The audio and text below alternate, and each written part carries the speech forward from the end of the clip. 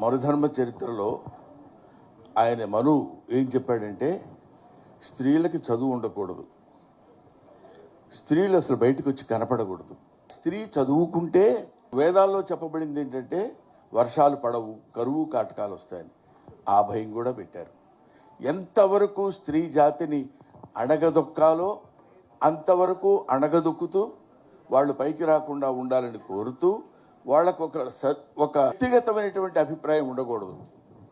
Ladies అంటే దానికి ladies తయారైపోతున్నారు అంటున్నారు. ఈ మధ్య కూడా సతీ సహగమనం, భర్త చచ్చిపోతే భార్యని చితులకు తోసేవాళ్ళు. ఇప్పుడు ఆ నమ్మకాలు దేవుడి దయ వల్ల లేవు.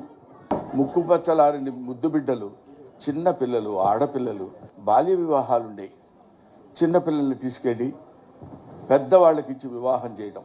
పుత్తడి బొమ్మ పూర్ణమ్మ అనే స్టోరీలో ఏం చెప్తాడంటే, మీరు జాగ్రత్తగా పరిశీలించండి,